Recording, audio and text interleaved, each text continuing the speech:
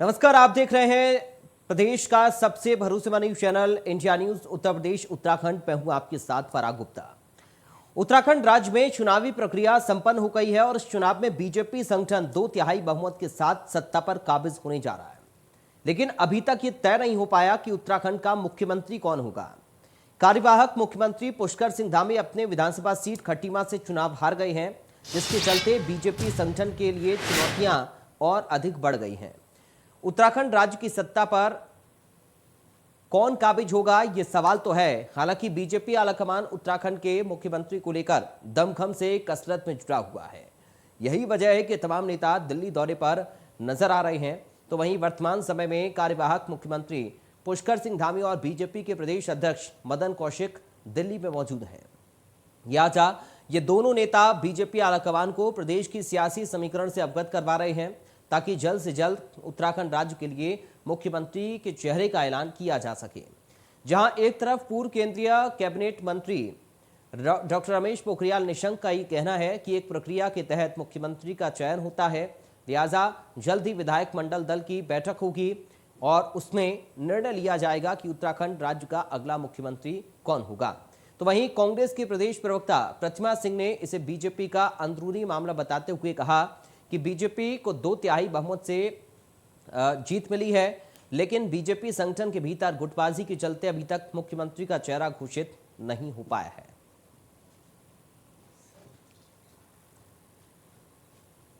कि एक सिस्टम है, एक प्रक्रिया है। विधानमंडल दल की बैठक होती है। विधानमंडल दल में विधायक अपने नेता को चुनते हैं और उसके बाद वो सीएम घोषित होता है। तो विधानमंडल दल की जल्दी बैठक होगी, जो भी हमारा राष्ट्रीय नेतृत्व जब भी सुनिश्चित करेगा, और ज़्यादा दूर नहीं, जल्दी वो भी सबके सामने परिणाम आ जाएगा। देखिए, जिस तरीके से भारतीय जनता पार्टी को प्रदेश की जनता ने पूर्ण बहुमत दिया, उसके बावजूद अभी तक ये तय नहीं कर पाना कि मुख्यमंत्री कौन बनेगा, ये दर्शा रहा है कि कांग्रेस पार्टी पिछले 5 सालों से जो ये कहती आई है कि भारतीय जनता पार्टी धड़ों में बटी हुई है, वो एक सच्चाई है। अब कौन मुख्यमंत्री बनेगा, मेरे गुट का मुख्यमंत्री बनेगा या तुम्हारे गुट का मुख्यमंत्री बनेगा, इसी कश्मकश में भारतीय जनता पार्टी उलझी हुई है और अब तक तय नहीं कर पा रही। तो आपने सुना, कांग्रेस पार्टी दरअसल सवाल खड़े कर रही है और कह रही है कि ये गुटबाजी का ही नतीजा है कि मुख्यमंत्री का चेहरा तय नहीं कर पा रही है बीजेपी। उधर रमेश पोखरियाल निशंक की ओर से कहा गया है कि एक प्रक्रिया होती है विधायक दल के नेता को चुनने की, उस प्रक्रिया के तहत हम काम कर रहे हैं। बैठकों का दौर भी लगातार चल रहा है। देहरादून से लेकर दिल्ली में बैठकें हो रही हैं और मंथन काफ़ी ज़्यादा तेज़ हो गया है।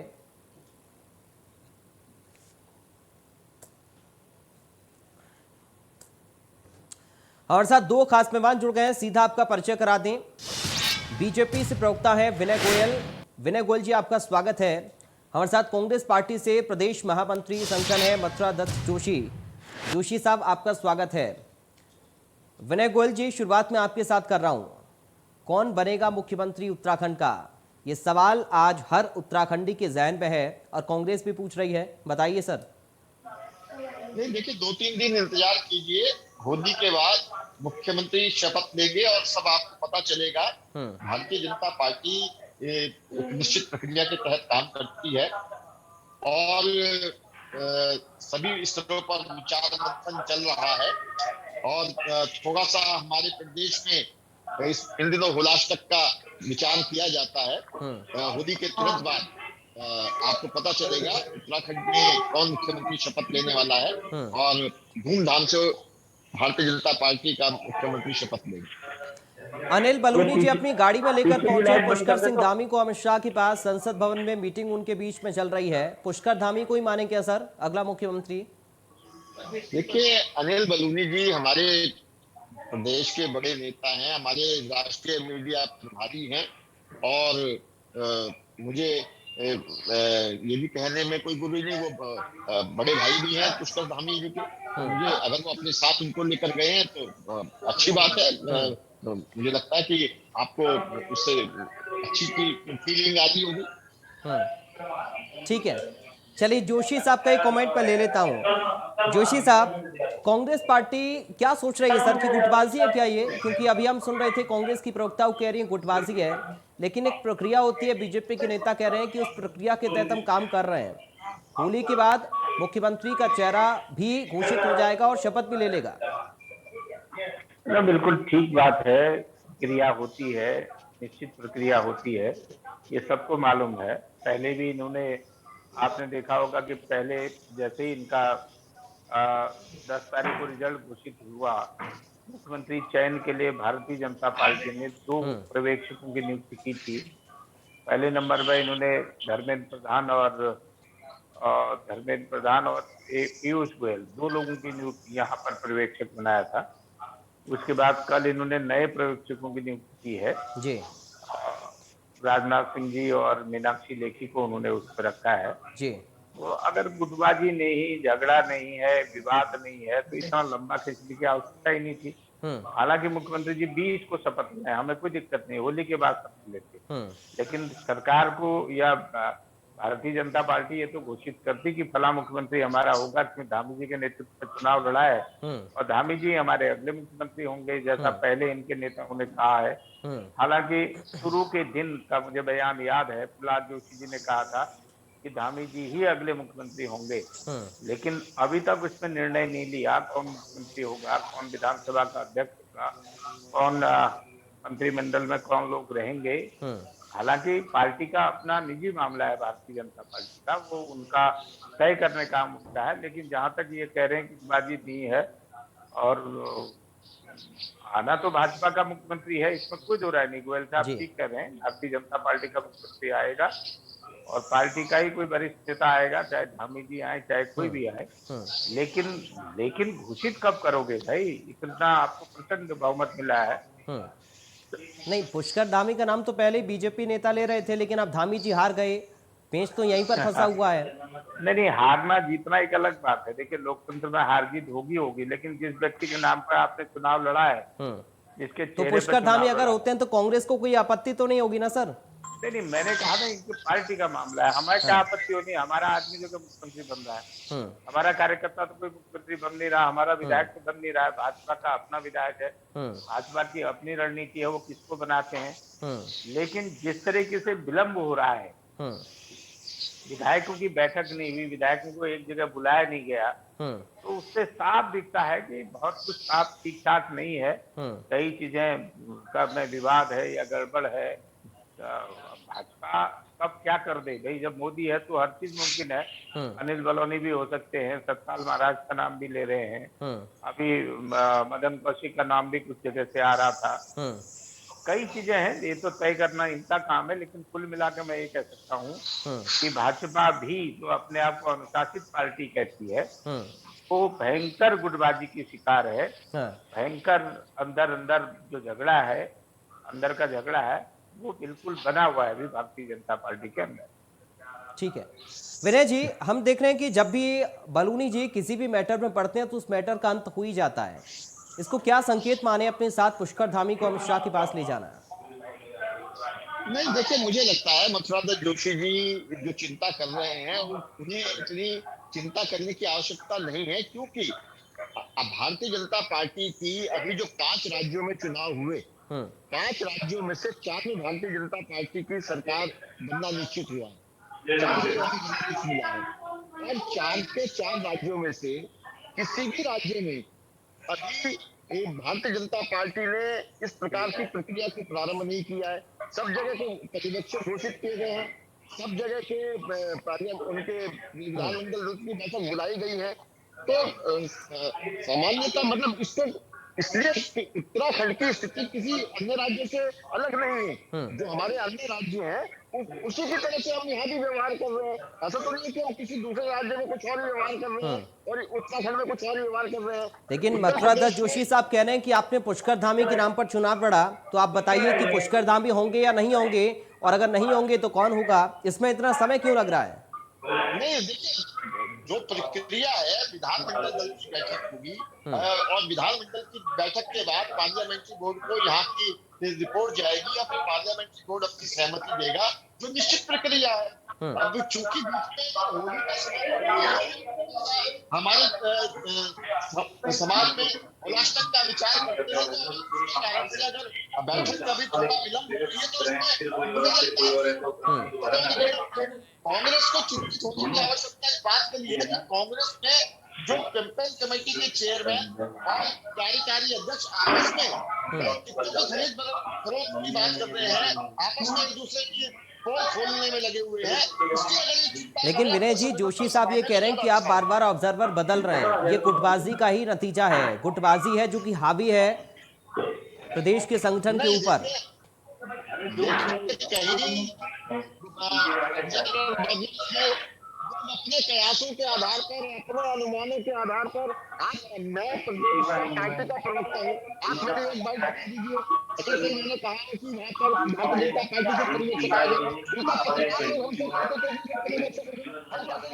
हैं। चलिए विनय जी, आपकी आवाज में थोड़ा डिस्टर्बेंस आ रहा है, उसको एक बार हम ठीक भी कर लेते हैं, एक बार उसको हम ठीक कर लेते हैं। जोशी साहब आपके पास में आ रहा हूँ। गुटबाजी का जिक्र सर आपने किया, चुनाव से पहले आपने गुटबाजी कांग्रेस पार्टी में भी देखी थी।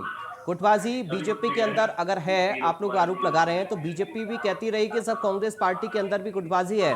तो इस गुटबाजी का ये गुटबाजी ही क्या हावी पड़ रही है, आपको ऐसा लग रहा है? और ऐसा लग रहा है तो आपको क्यों लग रहा है? देखिए, गुटबाजी हर पार्टी में है और इसको सहर्ष स्वीकार करना चाहिए।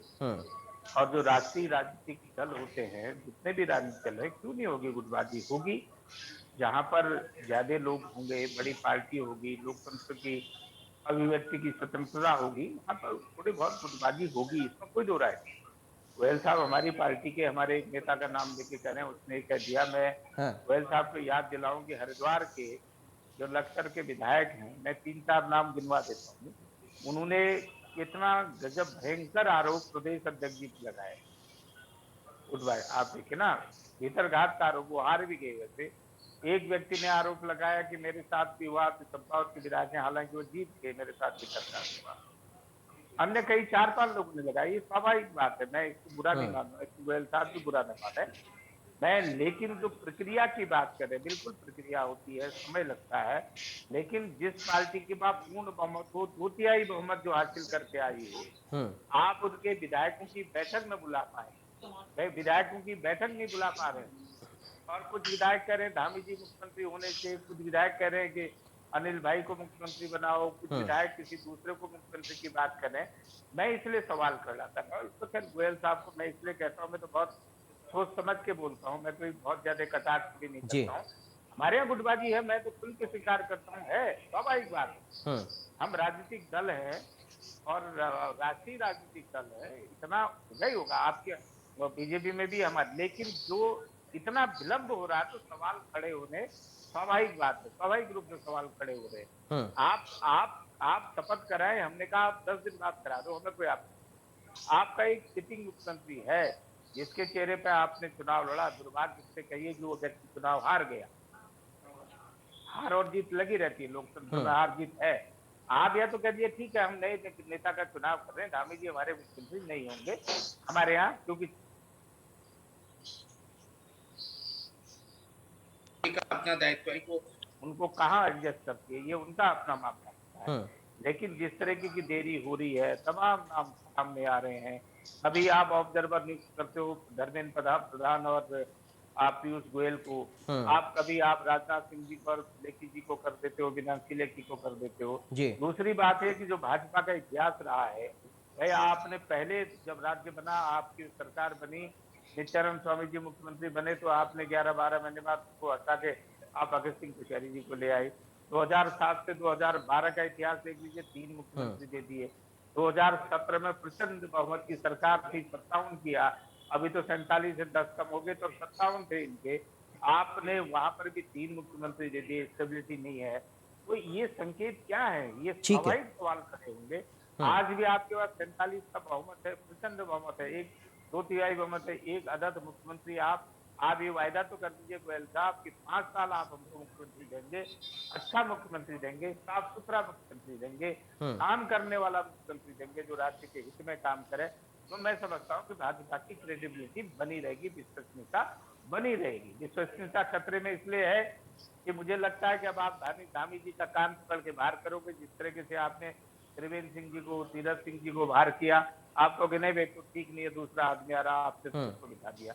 मतलब मुख्यमंत्री की कुर्सी को इतना मजाक भाजपा को नहीं बनाना चाहिए, इतने हल्के में नहीं लेना चाहिए। इस राज्य ने भाजपा के ऊपर बड़ी जिम्मेदारी दी। मैंने तो गोयल साहब को बधाई भी दी। जी आपको सरकार बनाने का मौका मिला, अच्छी बात है। लोकतंत्र में राजनीतिक शिष्टाचार भी रखना चाहिए, बड़ा दिल होना चाहिए। आप सरकार चलाएं, हमारी शुभकामनाएं, अच्छी सरकार चलाएं, जो आपने वायदे किए हैं उनको आप पूरा करें, लेकिन समय पर मुख्यमंत्री की घोषणा करें और 5 साल का मुख्यमंत्री दें, टिकाऊ ठीक है, मुख्यमंत्री दें, ठीक है जो काम कर सके ऐसा। जी ठीक है विनय जी, 5 साल का एक मुख्यमंत्री होना चाहिए, कम से कम पहाड़ के विकास का जो दावा बीजेपी करती रही है अपने इस 5 साल के कार्यकाल में, आगे इसको बढ़ाया जाए। अब सवाल यह है क्या दावेदार कई हैं इसलिए मंथन गहन हो रहा है, क्योंकि देखिए जोशी साहब कह रहे हैं कि गुटबाजी है और कुछ आवाजें उठ रही हैं धामी जी को बनाया जाए, कुछ आवाजें अलग अलग चेहरों को लेकर, अलग अलग नामों को लेकर सामने आ रही हैं। क्या इसलिए दिल्ली में हलचल तेज हो रही है विनय जी? नहीं देखिए, मुझे नहीं लगता किसी भी प्रकार की कहीं कोई गुटबाजी या किसी प्रकार की कोई दिक्कत है। और मैं एक बात बताना चाहता हूँ, मैं मेरे बहुत अच्छे मित्र हैं, मतलब बहुत मैं स्वीकार करता हूँ और सुबह आपके प्रवक्ताओं की टीम है, मुझे लगता है कि सबसे सही बात जैसे करते हैं। तो मैं आपको कहना चाहता हूँ कि हम लगातार जो नॉन इशू को इशू बनाने का प्रयास करते हैं और लगातार आप लोग कि जो अगर आपने लगातार एक इशू बना के रखा, 3 तिगाड़ा काम तिगाड़ा, 3 मुख्यमंत्री बदल दिए, सब कुछ कर दिया, जनता ने उसे स्वीकार नहीं किया। जनता ने भारतीय जनता पार्टी के 3 मुख्यमंत्री बदलने के बाद जनता ने हमें मैंडेट दिया। भारतीय जनता पार्टी का अगर केंद्रीय नेतृत्व ने किसी कारण से कोई निर्णय लिया तो जो प्रदेश की जनता ने उस पर मोहर लगाई।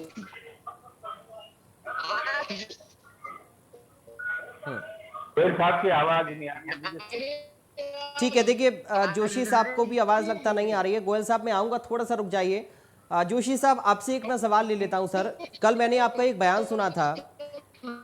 ठीक है विनय जी, आऊंगा विनय जी थोड़ा सा आऊंगा सर, रुकिए, थोड़ा आवाज में डिस्टर्बेंस आ रहा है आपके। ठीक है विनय जी, आऊंगा। ठीक है, विनय जी की आवाज नहीं आ रही। चलिए एक बार उसको हम ठीक करा लेते हैं। जोशी साहब कल आपका एक बयान सुना था हमने इस्तीफे को लेकर, आपने कहा था कि ये परंपरा दरअसल गलत है, किसी एक नेता को जिम्मेदारी ना लेकर बल्कि सभी को अपनी जिम्मेदारी को समझना चाहिए। जी निश्चित रूप से मैं अपने बयान में आज भी कायम हूं। मैंने कहा था कि भाई जब इस्तीफा कहीं किसी समस्या का समाधान नहीं होता है जी, इस समय कार्यकर्ताओं के मनोबल को बढ़ाने की आवश्यकता है, कार्यकर्ताओं को आगे बढ़ाने की आवश्यकता है, उनको संबल देने की आवश्यकता है। जो निचले स्तर का कार्यकर्ता है हार, क्योंकि आप देख रहे थे कि कांग्रेस को आपका मीडिया जगत पूरा सत्ता दे रहा है, जिस तरह के आंकड़े आ रहे थे, जिस तरीके का एग्जिट पोल आ रहा था, जिस तरीके के सर्वे आ रहे थे, उस पर कांग्रेस को पूर्ण बहुमत की सरकार कांग्रेस की बन रही। मैंने, क्योंकि मेरे यहाँ की ब्यूरोक्रेसी से भी मेरे बड़े मधुर संबंध है, मेरे भाजपा के नेताओं से बड़े मधुर संबंध है, कई भाजपा के नेताओं ने मुझको बधाई दी कि आपकी सरकार आ रही है, क्योंकि लंबे समय से राजनीति में हूँ, मैंने आप सबका प्यार कमाया है। हालांकि मुझे कोई सत्ता का कहीं मुझे पार्टी ने भी कभी चुनाव लड़ने के लिए निकाला, लेकिन मैंने पार्टी की सेवा की, तो मेरा हर वर्ग से मेरा अपना संपर्क है, अपने तरीके से मैं काम करता हूँ। ब्यूरोक्रेसी ने, मैं जहां भी गया मुझको हर एक ने कहा, हर एक ने उत्साहवर्धन किया हमारा कि आपकी सरकार आ रही है। मैं चुनाव निपटने के बाद पर्वतीय क्षेत्र के दौरे में भी गया, पिथौरागढ़ सीमांत जनपद के दौरे में गया, मैं जहां भी गया, चाहे मैं शादी समारोह में गया, चाहे कहीं भी गया, लोगों से मिलने गया, लोगों ने बड़े खुशी से खुले दिल से कहा कि नहीं कांग्रेस आ रही जी। देखिए कहीं न कहीं कुछ इसी को लेकर जोशी जी एक सवाल और मेरा है। देखिए हम शुरुआत में ये देख रहे थे, एग्जिट पोल्स पे दिखा रहे थे कि टक्कर बीजेपी और कांग्रेस में थी और ये लग रहा था कि कांग्रेस पार्टी, क्योंकि जो परंपरा उत्तराखंड की रही है, एक बार फिर से कांग्रेस पार्टी आ सकती है। लेकिन ये जो हार और जीत का अंतर रहा सर, ये लगभग आधे का मुझे लगता है। इतना अंतर आखिर कैसे आ गया? कहां पर कमी रह गई सर? बहुत शार्प छोटा कमेंट चाहूंगा इस पर आपका। ये इसमें बड़ी चर्चा होनी चाहिए। मैंने अभी कहा, गोयल साहब कह रहे थे ना कि हम 3 मुख्यमंत्री बदले, 4 मुख्यमंत्री बदले, लेकिन जनता ने हमारे पर विश्वास किया, बिल्कुल विश्वास व्यक्त किया जनता ने। हम भी करें तो गजब की बात होगी। जी। मैं तो उत्तराखंड की महान जनता का आभार व्यक्त करता हूँ, धन्यवाद व्यक्त करता हूँ कि इतना कुछ कहने के बाद, इतना कुछ होने के बाद इस प्रदेश में जिस तरीके की बेरोजगारी, इस प्रदेश में किसानों पर अत्याचार, महिलाओं पर अत्याचार, नौजवानों पर तमाम तरीके की बातें, लाठीचार्ज, भ्रष्टाचार, जीरो टॉलरेंस की बात करने वाली सरकार के मुख्यमंत्री के ऊपर हाईकोर्ट को कहना पड़ा, सीबीआई को आप मुकदमा दर्ज करो, ये कहना पड़ा। उसके बाद अगर उत्तराखंड की जनता, और उसके बाद इस बात का कि हम 3 मुख्यमंत्री, 4 मुख्यमंत्री बदले, माननीय राजनाथ सिंह का बयान आया उत्तरकाशी में, कहीं पर सभा को संबोधित कर रहे थे, मैं आपको याद दिलाऊं, राजनाथ सिंह ने कहा कि ये इसका क्या मतलब है, हम 4 मुख्यमंत्री बदले, हमारी मर्जी। मतलब इतने घमंड में बोलने के बाद अगर उत्तराखंड की जनता ने आप पर विश्वास व्यक्त किया है, तो आप कम से कम उत्तराखंड की जनता की भावनाओं का सम्मान करिए। आप समय पर मुख्यमंत्री घोषित करिए और ऐसा मुख्यमंत्री दीजिए जो 5 साल। चलिए विनय जी, बहुत जल्दी से एक छोटा कमेंट, फाइनल कमेंट आपका चाहूंगा विनय जी।